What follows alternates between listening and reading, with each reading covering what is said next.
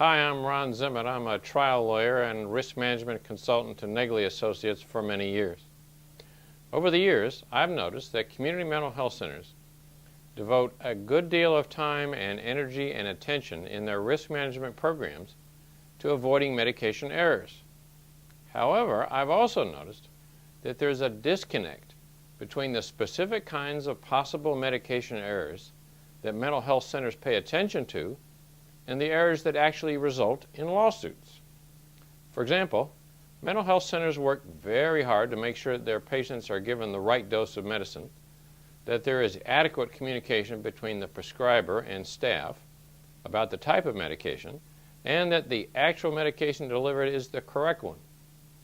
Usually, lawsuits brought against mental health centers for medication errors do not involve allegations of these kinds of mistakes. I suspect this is because, by and large, mental health centers do a good job minimizing these possible mistakes. So the topic for this month's continuing series of videos on risk management is the 3 mistakes that actually cause lawsuits for medication errors. My thinking is that part of a good risk management program is paying attention to and addressing the possible mistakes that can cause damage to a patient and result in lawsuits.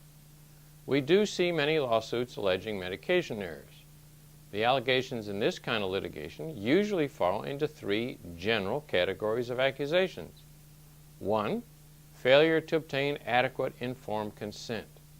2, failure to obtain enough of and the right kind of baseline information to prescribe a specific medication.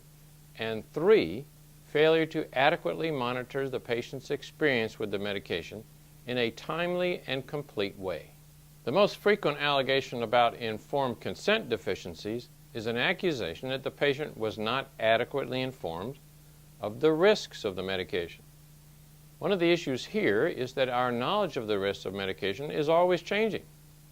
Medication trials conducted prior to FDA approval are necessarily limited in scope.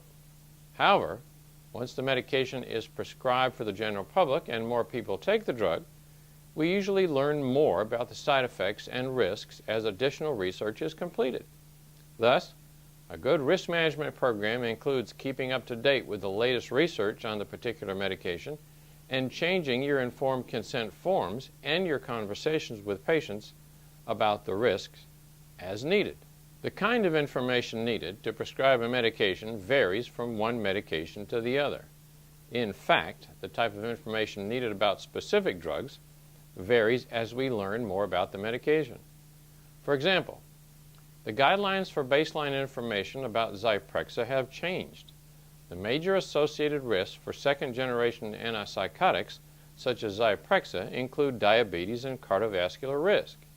Thus, the baseline data required includes, among other things, family history of diabetes, obesity, patient eating habits, nutritional status, weight history, exercise history, fasting blood sugar tests, height, body mass index, waist circumference, blood pressure, and lipid profile. I recommend that you maintain a checklist of the baseline data necessary for each drug and that you update the checklist as new research is published. Similarly, guidelines for monitoring experience with medication change as the research is published. For Zyprexa, for instance, consensus guidelines were published in 2004. In 2005, different guidelines were published in the International Journal of Psychiatry, and a guideline review was published in 2006, also with different recommendations. Among the kinds of things recommended for continued monitoring use of Zyprexa are different time intervals for obtaining weight, body mass index, waist circumference, blood pressure, fasting plasma glucose, and lipid profile. So I recommend that as part of your risk management program, you conduct audits of charts to determine whether or not there is adequate informed consent, including, of course, disclosure of known risks of the medication.